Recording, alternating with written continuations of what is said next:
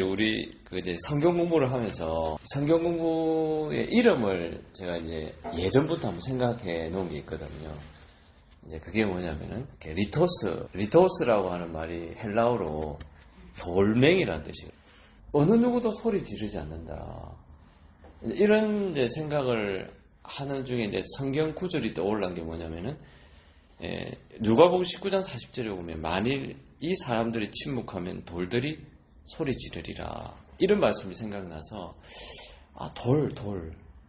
돌들이 소리 지른다. 오죽하면 예수님이 돌멩이를 말하게 만드신 정도로 아무도 소리를 지르지 않는 시대가 지금 시대라고 저는 감히 그렇게 생각하거든요. 그러니까 이 말씀을 비춰보면은 비진리가 난무하고 불의가 판을 치고 불법이 판을 치는데도 어느 누구도 거기에 대해서 이야기하지 않는다.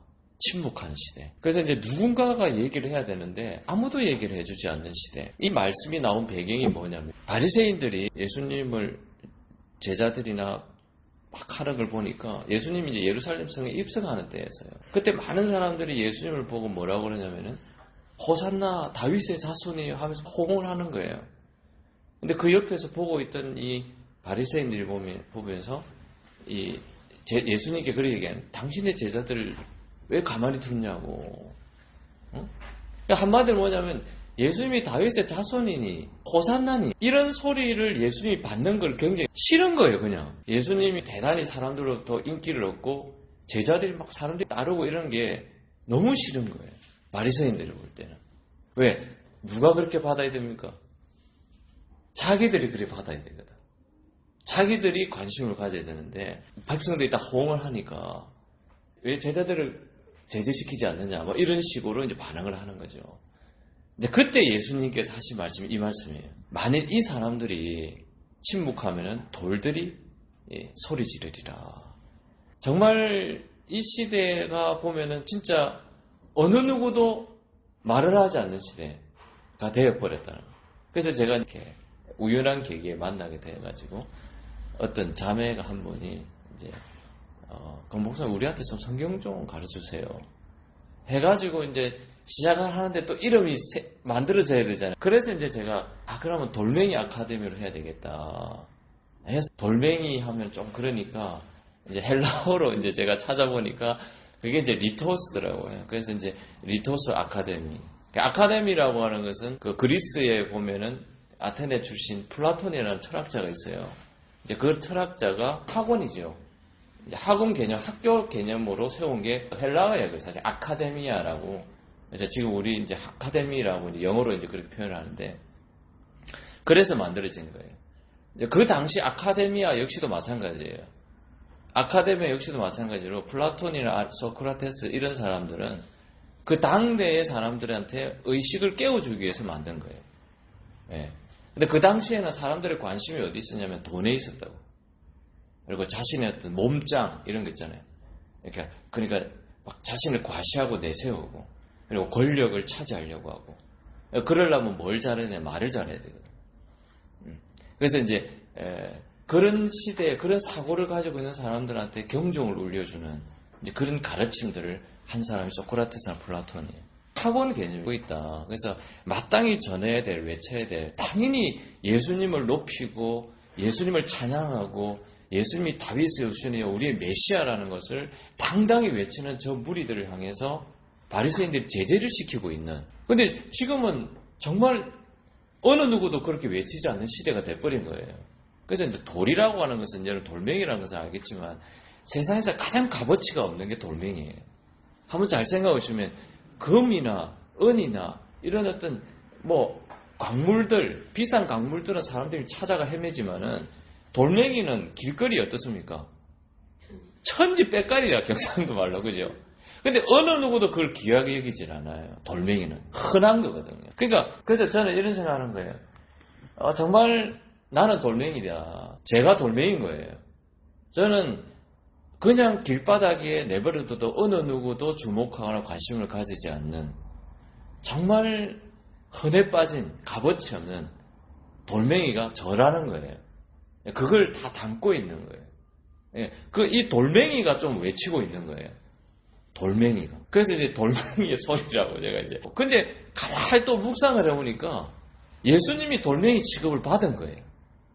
베드로 전서 2장 6절과 8절에 오시면 성경에 기록되어 있을 때 보라 내가 택한 보배로운 또 모퉁이 돌을 시온에 두르니 그를 믿는 자는 부끄러움을 당하지 아니하리라.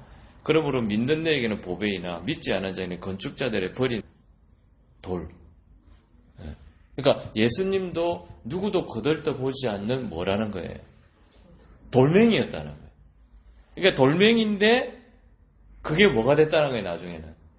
모퉁이 돌이 되었다. 그러니까 예수님은 완전히 돌멩이였어요. 이 땅에 오셔가지고. 근데 나중에 그것이 모퉁이 돌이 되었다.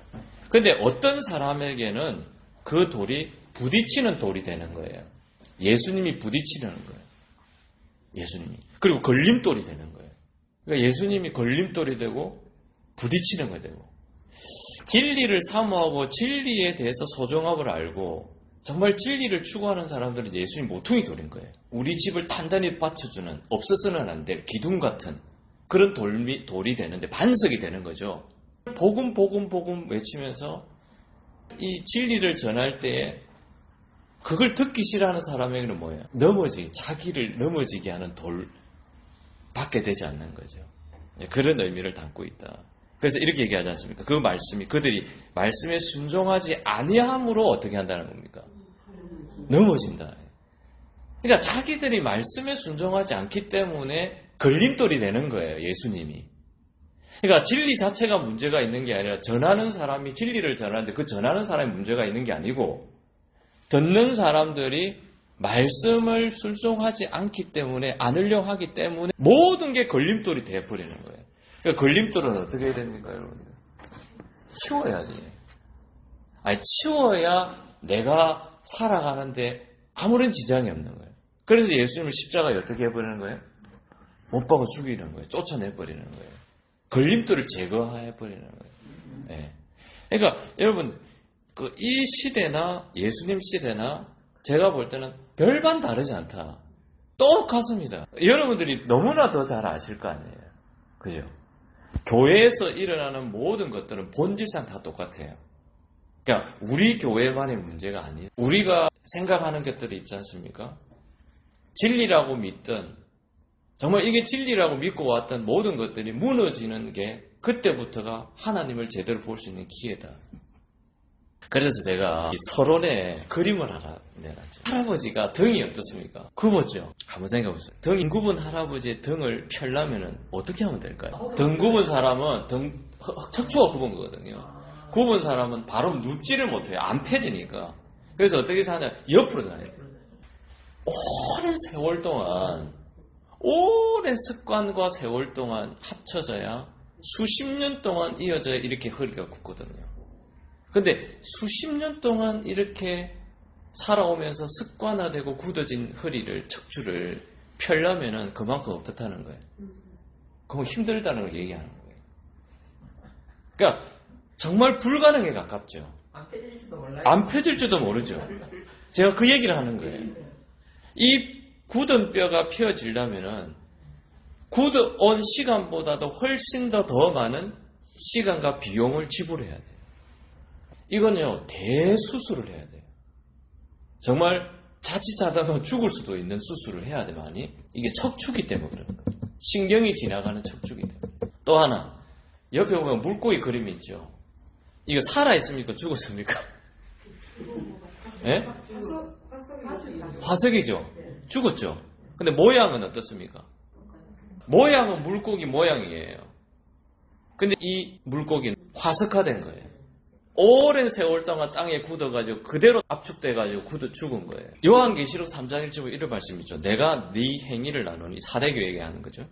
네가 살았다 하는 이름을 가져서나 죽은 자. 그러니까 이거는 지금 오늘날 한국교회 모습, 한국교회 성도들의 모습을 얘기하는 거예요. 모양은 있어요. 형태는 있어요. 네. 사람의 형태 다 갖춰져 있고 교회 형태 갖춰져 있고 기독교인이라는 형태 다 갖춰져 있어요. 근데 어떤 상태라는 거예요? 죽어 있는 상태예요. 그러니까 내가 살아있다 생각하면 안 돼요. 오늘 한국교회 성도들은 죽은 상태예요. 네. 그러니까 이 상태에 있다라는 거죠. 지금. 이걸 어떻게 살립니까? 그러니까 이게 지금 제가 얘기하고 싶은 건 뭐냐면 지금의 한국교회 성도들은 참 살리기가 상당히 어려운, 그러니까 몇 명을 살려내느냐의 싸움인 거예요. 그냥. 왜? 수십 년 동안 굳어져오는 생각, 자신의 경험, 자신이 지금까지 배워왔던 지식들, 그리고 내가 지금 살아가면서 했던 경험들, 이런 것들로 벗어나기가 상당히 어떻다? 상당히 어렵다. 진짜 어렵습니다. 이 그림은 아까 얘기했던 플라톤, 그리스 아테네 철학자였던 플라톤이 그 국가론이란, 이상국가론이라는 책이 있어요. 그 책에 나오는 비유 중에 하나가 이 동굴의 비유가 있습니다. 그러니까 이 동굴의 비유는 그 시대의 아테네 사람들을 향해서 했던 거겠죠. 아테네 사람들이 그렇다라는 걸 얘기했던 거예요. 자, 이게 뭐냐면, 자, 보십시오. 맨 앞에 벌거벗고 팬티만 입고 나무에 묶여 있죠. 그리고 벽이 있죠. 그리고 뒤에 어떤 사람들이 짝대기를 들고 그림을 들고 있죠. 그리고 뒤에는 불이 있죠. 근데 요 있는 사람, 노예 같은 사람들은 묶여 있기 때문에 늘 그림자만 보는 거예요. 평생 동안. 지금 동굴의 안에, 깊은 동굴 안에 있는 거예요. 어두우니까 당연히 불을 켰겠죠. 근데 이 사람은 앞만 볼 수 있어요. 앞만 보니까 그림자만 보는 거죠. 그럼 이 사람은 평생 동안 태어나면서부터 그림자만 보고 진짜를 본 적이 없어요. 그러면 이 그림자를 항상 뭘로 생각할까요? 진짜로 생각하고 산 거예요. 또 우연하게도 이 노예들 중에서 끈이 풀려나간 사람이 있어요. 동굴 밖으로. 풀려나갔는데 동굴 밖을 나가니까 뭐가 있어요? 횃불보다 더 밝은 태양이 있고, 지금까지 보지 못한 나무 그림자만 봤는데, 말 그림자는 봤는데 진짜 말을 보게 된 거예요. 진짜 세계를 보게 된 거예요. 진짜 세계를 본 사람이 어떻게 할까요? 진짜를 본 사람의 사명은, 진짜 세계를 보고 진리를 본 사람들이 진리를 보지 못한 사람이 들어가가지고 진짜가 있더라, 이거 우리가 가짜더라, 우리가 노예더라, 이거는 우리 세상이, 이거는 가짜 세계다, 우리가 썩고 살았다라는 걸 말을 해줘야 되잖아요. 그래서 말을 해주러 들어가. 근데 아무리 얘기해도 안 들어. 왜? 진짜를 보고 얘기해 주는데도 여기에 갇혀가 오랜 수십 년 동안 평생 태어날 때부터 그랬으니까 믿기 힘들어. 그러니까 진짜를 얘기해 주는, 지금까지 가짜만 얘기 듣다가 진짜를 얘기하는데 안 들어. 이게 동굴의 비유입니다. 그러니까 플라톤 시대에 아테네 사람들이 그랬다는 거예요. 제가 왜 이걸 갖다 쓰느냐, 지금 교회의 모습이 그렇다는 거예요. 그러니까 지금은요, 진짜를 얘기해도 안 믿어요. 네, 안 믿어. 지나오는 세월이 아깝잖아요. 아깝지. 내가 지금까지 어떻게 했다는 거예요. 속고 살은 걸 믿기지가 않는 거예요. 내가 그럼 지금 바보처럼 살았나? 엄마 이래도 살래. 그냥 이대로 살래. 이거예요. 기독교적인 신앙으로 볼 때 이 사람들, 노예들은 다 어디 갈까요? 지옥으로 가겠지. 지옥으로 가는 거야. 그런데도 안 들어. 성경을 보시면 예수님이 다 그렇게 얘기하시는데 그게 안 들릴 뿐이에요. 그게 안 느껴질 뿐이에요. 그걸 제가 얘기 드리고 싶은 거죠. 또 하나 예를 제가 하나 드릴게요. 천동설과 지동설, 이건 조금 아실 거예요. 그러니까 천동설은 뭐냐면은 예전에 근대 과학이 발달하기 전에, 그러니까 지금부터 500년 전이죠. 500년 전에 근대 과학이 발달했거든요. 그 전에는 어떤 사람들이 생각을 가지고 있었냐면은 천동설, 하늘이 돈다고 생각했어요. 우리가 앉아 있으면은 내가 도는 게 아니잖아요. 우리는 가만히 있는데 태양이 돌고 있고, 동쪽에 있었다 서쪽을 지잖아. 태양이 돌자고, 나는 가만히 있는데. 그리고 별이 돌잖아요. 그죠? 아니, 별자리가 바뀌잖아. 이게 오랜 시간이 지나면, 그죠? 그러니까 사람들은 어떤 생각? 하늘이 돈다고 생각한 거예요. 내가 돈다는 생각을 전혀 안 한 거야. 그러니까 그게 천동설이거든. 근데 이제 이게 근대 시대 때 코페르니쿠스라는 사람이 가만히 보니까 하늘이 도는 게 아니고, 관찰하고 연구를 해보니까 하늘이 도는 게 아니고 지구가 돌더라. 그럼 그 당시 사람들에게 이 코페르니쿠스는 어떤 사람이에요? 미친 사람이에요. 그리고 이 코페르니쿠스는 사제예요, 사제. 이탈리아 사제였어요. 교황청이라는 사제들이 어떻게 볼까요? 파문돼야 될 사람이에요. 이단이에요, 이단. 그래서 천동설만 주장해도 이단이 된 거예요. 그래서 이제 코페르니쿠스도 사실은 이제 그런 얘기를 해놓고도 자기가 사제이기 때문에 어떻게 했냐면 그냥 뭐 옆에서 친구들이 그런 얘기 하지 마라. 쓸데없는 얘기 하지 마라. 안 했어요. 죽을 때 천구의 해전에 관하여라는 책을 써가지고 그래도 나는 얘기하고 죽어야 되겠다.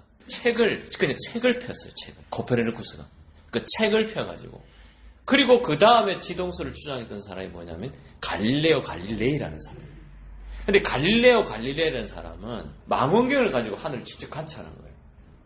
그래서 이 코페르니쿠스 말이 맞다. 그래요. 그때부터 막 갈릴레오 갈릴레이를 떠들기 시작했어요.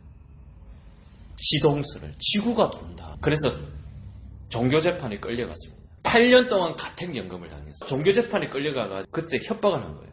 근데 그 앞에 브루노라고 하는 사람이 있었어요. 브루노라는 사람 역시도 지동설을 주장한 거예요. 근데 그 사람은 화형을 당해서 끝까지 지동설을 주장하다가 불에 다 죽었어요. 그러니까 갈릴레오 갈릴레이에게 종교재판할 때 이런 얘기해요. 니도 화형에 처하가 죽고 싶으냐? 네 지동설을 철회하지 않으면 죽일 것이다. 화형에 처할 것이다. 그래가 입 싹 닦아버렸어. 그 철회한다. 그래가지고 그래도 나오면서 종교재판 나오면 그래도 지구는 돈다라고 했는데 그건 썰레에 불과해요. 철회를 했지만 나와서도 계속 그 얘기를 조금씩 하고는 있었죠. 그러나 조용조용하게. 근데 브루노라는 사람은 불에 타 죽어도 이렇게 했다. 주장을 했다. 그 다음에 뭐냐면은 개신교 사람 중에서 지동설을 주장한 사람이 있었어요. 그분이 케플러라서. 이분은 과학자지만 굉장히 위대한 신앙이었습니다. 이 사람 목사님이 되고 싶었어요. 목사님이 되고 싶은데 과학자로서 이 천체를 연구하면서 시편의 말씀이 생각난 거예요. 이 자연이 하나님의 놀라운 솜씨가 담겨 있다.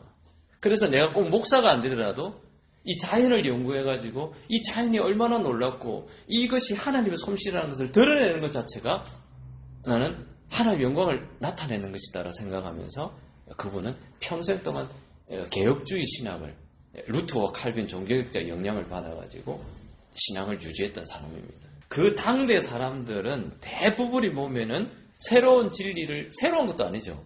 바른 진리를 얘기하면 살아남지를 못하는 시대. 제가 왜 이런 얘기를 자꾸 얘기하냐면은 지금 한국교회가 그렇다라는 거예요. 정말 참된 복음을 얘기하고 진리를 얘기하면은 화형까지는 못 처하겠죠. 지금은 가문시키거나 쫓아내는 것 정도 살아남지를 못하는 시대가 돼버린 거예요. 그러니까 너무나도 안타깝다 이런 생각이 저는 이렇게 많이 드는 거죠. 그러면 지금 누가 중요하느냐? 누가 중요합니까? 내가 중요한 거지. 나는 지금 어떻게 생각하느냐? 여러분들이 내가 지금까지 알고 있던 성경 지식, 내가 지금까지 경험했던 신앙의 경험들, 나의 어떤 신앙의 습관들, 이런 것들이 과연 어떤가? 근데 이제 내가 평생 동안 진리라고 믿었던 것들을 사람들은 바꾸기가 상당히 이제 어렵다. 제가 그 얘기를 계속 하는 거예요. 상당히 어렵다. 진짜 어렵습니다.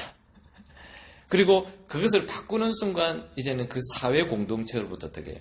왕따가 돼야 되고 그 집단으로부터 따돌림을 당해야 되는. 근데 사람들이 참 견디기 어려운 게 이거예요. 자, 어떤 교회라고 하는 울타리가 있어요. 이 울타리가 잘못된 걸 알아요. 아는데 쉽사리 여기로부터 어떻게 하지 못합니까? 나오지 못해요. 왜? 여기를 나오면 내가 죽을 것 같거든. 여기를 나오면 내가 모든 관계가 다 끊어지고 나는 고립되어가지고 홀로 서야 될 것 같거든. 이게 사회 공동체라는 게 잘 가면 모르는데 잘못되었을 때에 오는 위험성이 여기에 있는 거예요. 만약에 내가 지금까지 살아온 모든 것들을 부정하게 되면, 신앙의 삶을 부정하게 되면 그 부정당하는 자체가 어떤 거예요? 그 자체가 싫은 거예요. 그냥 그 자체가. 그래서 진짜 표현을 잘 쓰는 이대로 살란다는 그냥 이대로 살지 내가 이 나이에 뭘 내가 대단한 걸 누릴 거라고 이제 이렇게. 그러다 보면 이제 플라톤의 동굴에 있는 노예처럼 내 나이는 이러니까 내가 몇 년 산다고 이런 자포자기의 삶을 살아가게 되는 거죠. 소크라테스가 이제 그 당대에 사실은 이제 소크라테스 친구가 있었는데 델포이라는 신전이 있어요. 우리는 이 땅에 교회가 있잖아요. 뭐가 의문이 생기면 다 어디 갑니까? 교회 가서 뭘 물어보잖아요. 하나님께 기도하잖아요. 그러니까 그렇듯이 그리스 사람들도 전쟁을 만약에 해야 되느냐 말아야 되느냐, 자기의 삶에 어떤 문제가 생겼을 때 어디 가냐면 신전에 가서 물어봅니다. 그 미래에 대해서 궁금하기 때문에 내 미래가 어떻게 될 것인가 궁금해서 물어봐요. 그게 신전입니다. 그 당시 소크라테스가 막 길거리 돌아다니면서 시장바닥에 돌아다니면서 막 철학을 가르치고 뭔가 사람들한테 어떤 무지를 가르치고 깨우치는 어떤 일들을 막 하고 돌아다니니까 사람들이 소크라테스를 그냥 똑똑한 애 봤어요. 그냥 친구가 델포 신전에 가서 신전의 사제한테 물어봤어요. 이 세상에서 제일 지혜로운 사람이 소크라테스가 맞습니까? 물어봤거든요. 그러니까 델포 신전에서 뭐라 했냐면 그래 맞다라. 그러니까 소크라테스보다 지혜로운 사람은 없다 이렇게 얘기한 거예요. 그 소리를 소크라테스한테 했어요. 친구가. 네가 제일 똑똑하다더라. 네가 제일 지혜롭다더라. 신전에 갔더니 그래서 소크라테스는 기분 좋다 이게 아니고 진짜 자기가 지혜로운지 나보다 지혜로운 사람이 없는지 알아보기 위해서 조사를 하기 위해서 그 당대에 똑똑하다는 사람들을 찾아가서 직접 정치인 찾아가고 어떤 기술자를 찾아가고 그 당시 문학가 시인들을 찾아가고 온갖 그 시대에 똑똑한 사람을 다 찾아갔어요. 찾아가가지고 대화를 많이 나눴다. 근데 대화를 나눌 때 대화를 좀 나눠보니까 우리가 볼 때는 그 똑똑하다고 생각했던 사람들, 우리가 볼 때는 굉장히 지혜롭다고 했던 사람들하고 대화를 해보니까 소크라테스가 발견한 게 뭐냐면 그 사람들 자기가 뭔가 잘 모르면서 뭐가 모르는지조차도 그거를 모르더라는 거예요.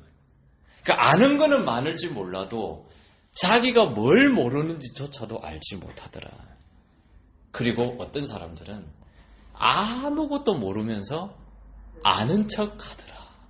그러니까 좀 체면이 있으니까 지혜롭다고 똑똑하다 찾아왔는데 뭔가 똑똑함을 내세우긴 막 말은 많이 하는데 자기가 알고 있는 건 말은 많이 하는데 가만히 보니까 아는 척 하는 것이 아는 게 아니더라. 그래서 자기가 제일 지혜롭다는 걸 알았대요. 근데 뭘 지혜롭다는 걸 알았느냐 이를 얘기합니다. 내가 무지하다는 거를 나는 그것만은 알고 있다. 그러니까 소크라테스는 내가 얼마나 무지한 존재인지 그거만큼은 내가 잘 알고 있기 때문에 그것조차도 모르는 사람들이 그 똑똑한 사람, 그래서 자기가 지혜롭구나. 그러니까 이 예화 속에서 말하고자 하는 것은 진짜 지혜로운 사람은 나의 무지함을 인정한다. 델포이 신전에 가면은 그 신전의 문구가 너 자신을 알라는 문구가 적혀 있대요. 그러니까 그런 것이지 델포이 신전에 있는 말이지 소크라테스가 한 말이 아니다는 게 정설입니다. 실제로 사람들은 자기의 무지함을 인정하려 들지 않는 게 너무 많다. 그러니까 겸손해야 된다. 어떤 새로운 진리가 왔을 때 종교인들은 굉장히 딱딱해요. 절대로 자신이 한번 내뱉은 주장이 잘못되었는데도 바꾸려고 하지 않습니다. 인정하지 않습니다. 굉장히 안 바꾸고, 특히 목사님들은 자기가 모르면서 잘못해놓고도 인정을 잘 안 해요. 그러면서 온갖 핑계를 둘러대고 변호를 하죠. 이 말을 갖다가 돌리죠. 과학자들은 그렇지 않습니다. 과학자들은요, 자기가 이론을 딱 내세웠죠. 근데 새로운 이론이 딱 왔죠. 바로 인정해버립니다. 그게 과학입니다. 여러분, 과학자들은 우주를 연구하고 하나님 만든 자연을 연구한 사람이에요. 그러면 과학자들이 연구해서 발견한 모든 것들을 누가 만드신 거예요? 하나님 만드신 거예요. 얼마나 이 종교인들이, 성도들이 생각이 굳어있고 유연한 사고를 가지고 있지 못하냐. 여러분, 절대 진리에 대해서 유연하라는 소리가 아닙니다. 우리가 좀 화형을 당한다 하더라도 우리가 절대 포기해서는 안 될 게 뭡니까? 오직 구원의 길은 예수 그리스도다. 그러니까 성경에서 말씀하는 절대 진리, 바로 그걸 예수 그리스도입니다. 이것만큼은 절대 바뀌어서는 안 된다. 하나님이 천지 만물을 창조한 절대 진리예요. 유연하게 타협할 문제가 아니라는 거예요. 지구가 돈다? 이거 절대 진리잖아요. 이거 타협할 문제가 아니라는 거예요. 그렇듯이 너무 우리 그리스도인들이 그런 사고에 빠져 있다.